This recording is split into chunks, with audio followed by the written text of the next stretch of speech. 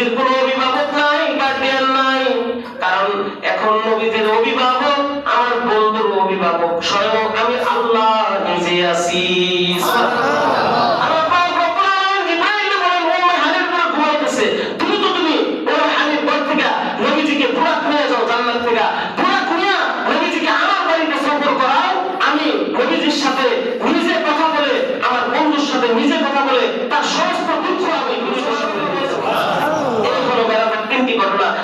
শুরু থেকে নিয়ে এই মেরাজের মাস শুরু হতেই আল্লাহ নবীর উপরে তিনটা বিপদ চাপায় বসেন, আর এই তিনটা বিপদ থেকে নবীজিকে সান্ত্বনা দেওয়ার জন্য আল্লাহ পাক রব্বুল আলামিন আমার মায়ের নবীকে রাহমাতুল লিল আলামিনকে সশরীরে সজ্ঞানে আল্লাহ পাক রব্বুল আলামিন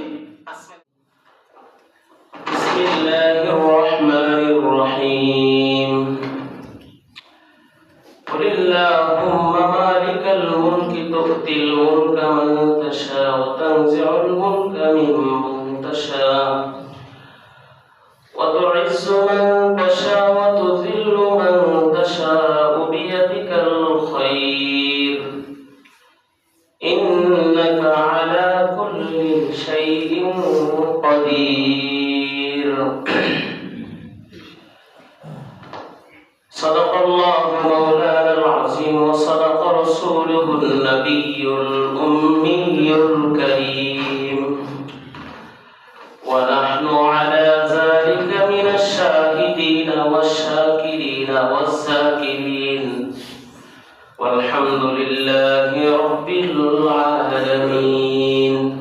الحمد لله মহান প্রভুর দরবারে অগণিত শুকরিয়া যে রব্বুল আলামিন আমাকে আপনাকে অত্যন্ত মায়া ও মহব্বত করে আল্লাহর ঘর মসজিদে আসার এবং বসার তৌফিক করে দিয়েছেন। এই জন্য মালিকের দরবারে শুকরিয়া আদায় করি, সকলেই বলি আলহামদুলিল্লাহ।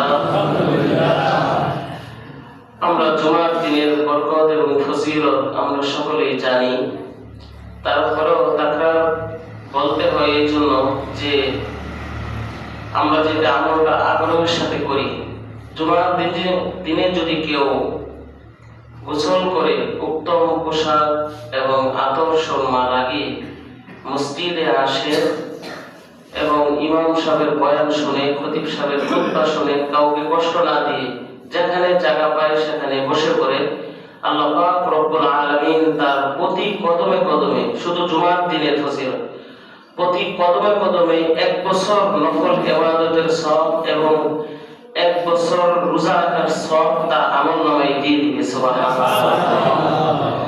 আমরা যারা হেঁটে হেঁটে মসজিদে আসছি আমরা এই সওয়াবটুকু পেয়ে গেছি, বলি আলহামদুলিল্লাহ।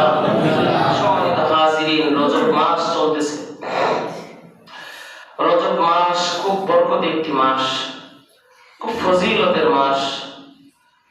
মুসলমানদের জন্য রজব মাস হলো একটি মহা উত্তম একটি মাস। সুবহানাল্লাহ বলেন। এই রজব মাসের ফজিলত, বহু ফজিলত আছে এবং এই রজব মাসের বহু আলোচনা আছে। সময় সংক্ষিপ্ত, অল্প অল্প যেটি না বললেই নয় সেগুলো আপনাদেরকে বলে দেওয়া। সম্মানিত হাজিরিন, রজব মাসে সবচেয়ে বড় আনন্দ হলো চাঁদ দেখার পরে আল্লাহ নবী শিখিয়ে গেছেন, আমার সাথে বলেন আল্লাহুম্মা বারিক লানা ফি রজব ওয়া শাবান ওয়া বাল্লিগনা রমাদান। এটা হলো সবচেয়ে বড় আমল। তারপরে নফল ইবাদত, নফল রোজা রাখা এবং রমজানের জন্য প্রস্তুতি নেওয়া।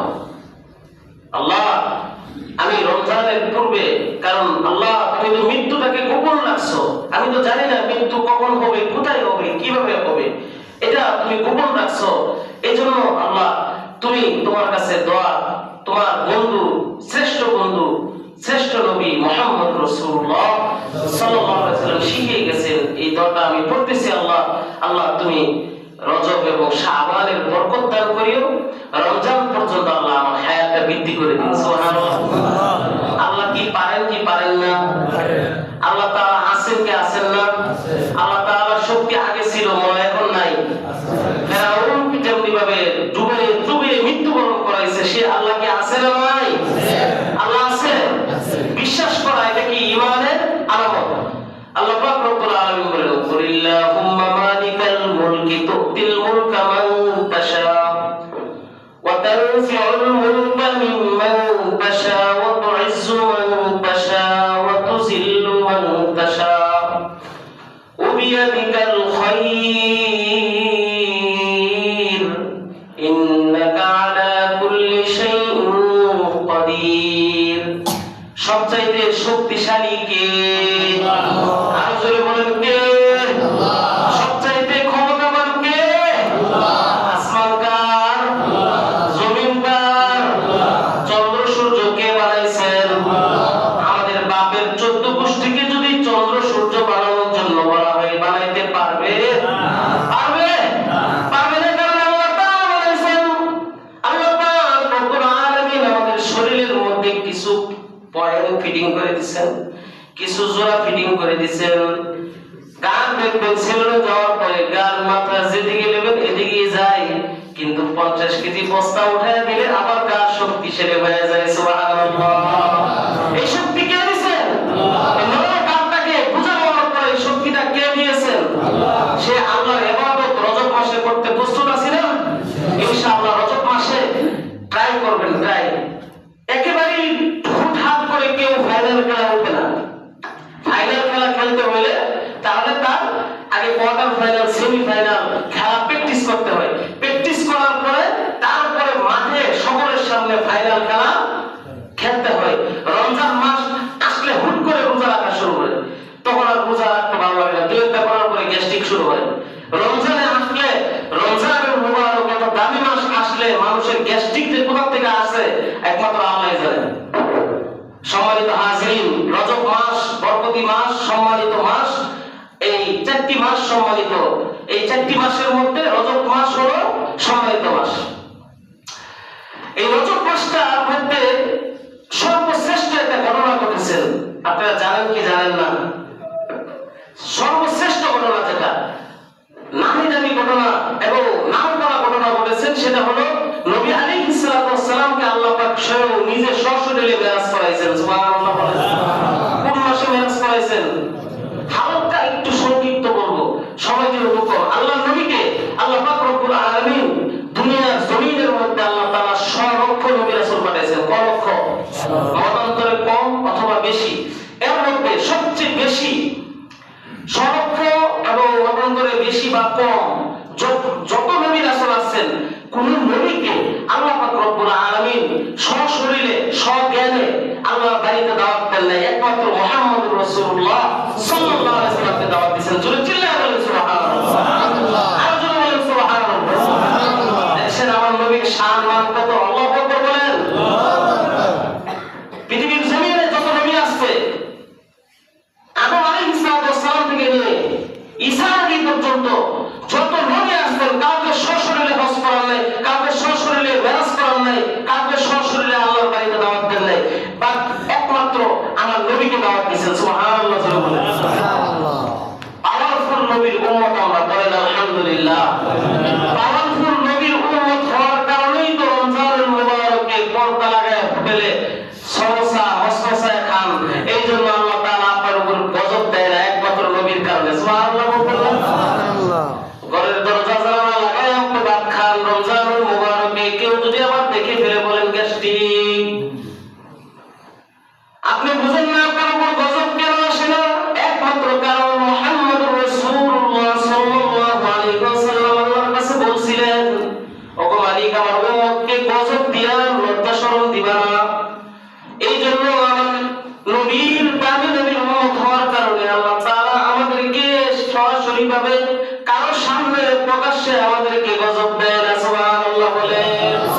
যে গুনাহ আমরা করি, আল্লাহ যদি পর্দা দিয়া চাদর দিয়া না রাখতেন, আল্লাহ কুদরতি চাদর দিয়া যে গুনাহ আমরা করি, হ্যাঁ, এই গুনাহ যদি আল্লাহ প্রকাশ করতেন, তাহলে কোন সন্তান বাবাকে সন্তান, কোন সন্তান বাবাকে বাবা বলে ডাকতো না। ঠিক কিনা বলেন?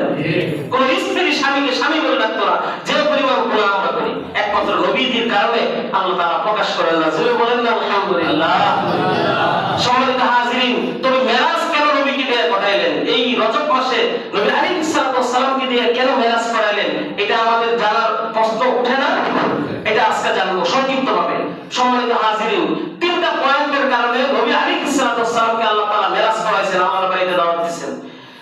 এই রজব মাসের শুরুতে, এই রজব মাসের এই ইসরা এবং মেরাজ দুইটা আলাদা পার্থক্য। আল্লাহ তাআলা বনি ইসরায়েলের প্রথমেই 15 পারার শুরুতে আল্লাহ তাআলা বলেন, আল্লাহ তাআলা কি বলেন শুনেন।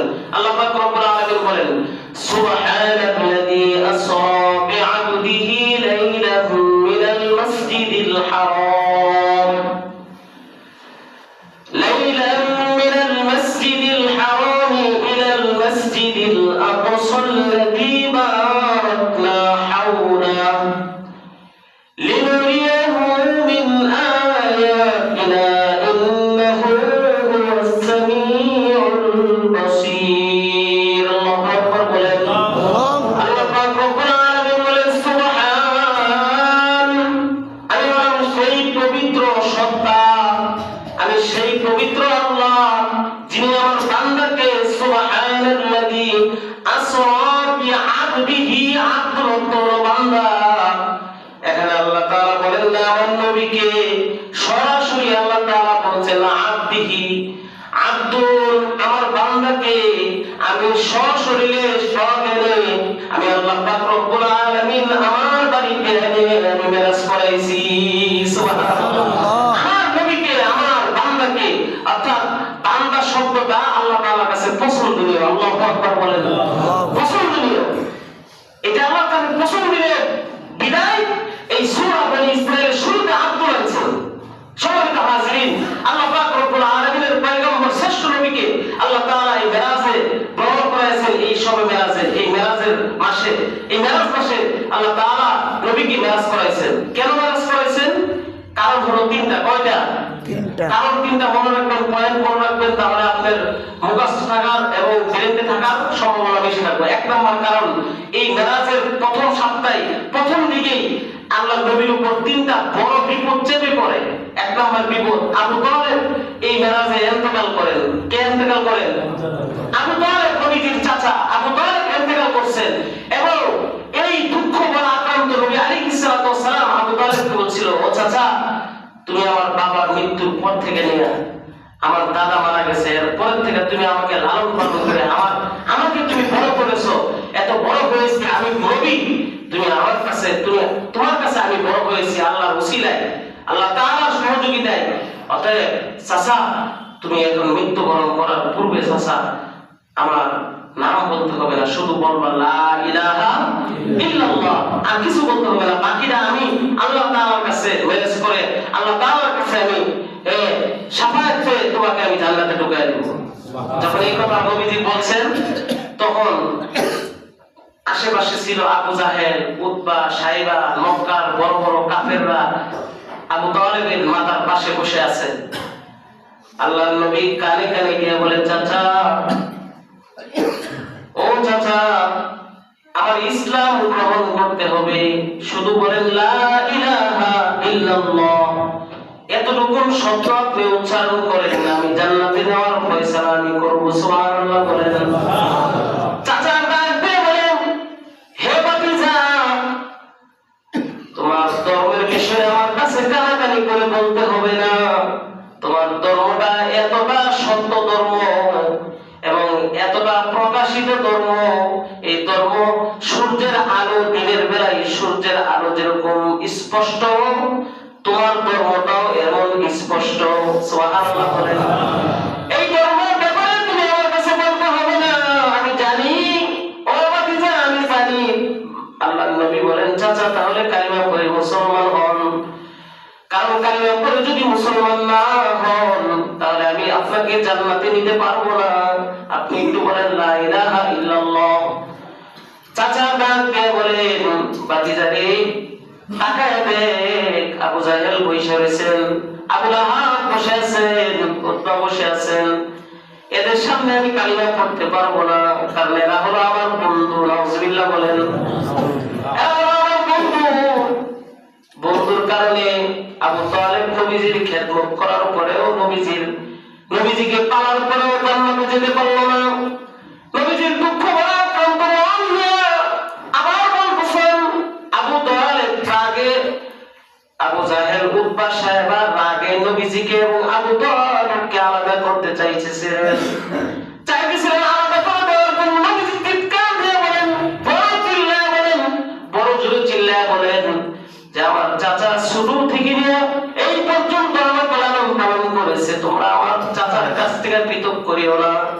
আবু জাহেল শব্দ দেয়, মুহাম্মদ রে, তাহলে তুই তোর চাচাকে মনে মনে কান পরা দিতে পারবি না, কারণ কান পরা দিলে তাদের সহ্য হয় না, কালিমা পড়ে যদি মুসলমান হয়ে যান এই জন্য কান পরা দিতে পারবি না, তুই একটু দূরে দূরে থাকবি, কানের মধ্যে থেকে ফুসফুস আওয়াজ করতে পারবি না, এটা শর্ত দিয়ে দিছে।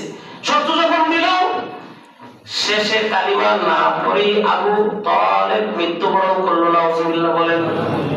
যখন মৃত্যুবরণ করছে নবীজির মন খারাপ, কারণ কালিমা পড়াইতে পারলো না, আপন চাচাকে মন খারাপ।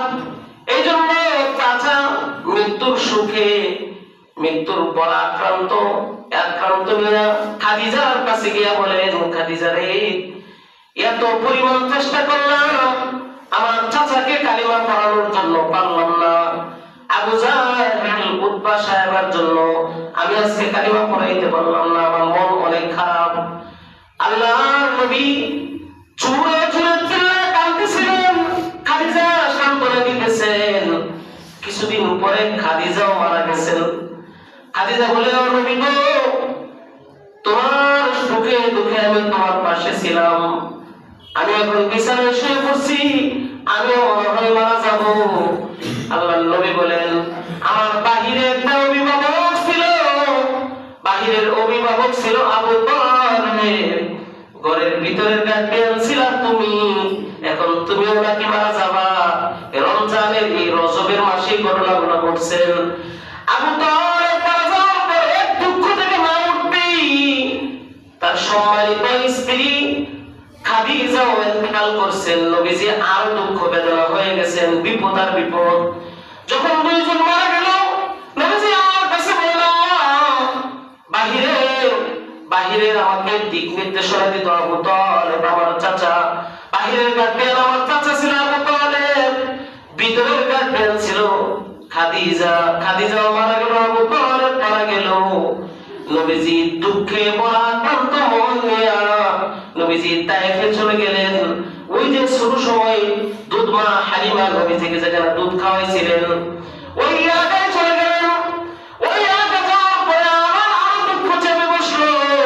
ওই এলাকার সব মানুষ আবু জাহেল উতবা সাহেবের পরামর্শে নবীজিকে এত পরিমাণ আঘাত করেছিলেন, এত পরিমাণ আঘাত করছেন, নবীজির মাথার রক্ত পায়ের তলায় আয়সা পড়তো আর নবীজি কান্নাকারি করতো। এদিক দিয়ে আবু তালেব মারা গেল। তারপরে এক দুঃখ না যাইতেই খাদিজা রাদিয়াল্লাহু তাআলা মারা গেলেন।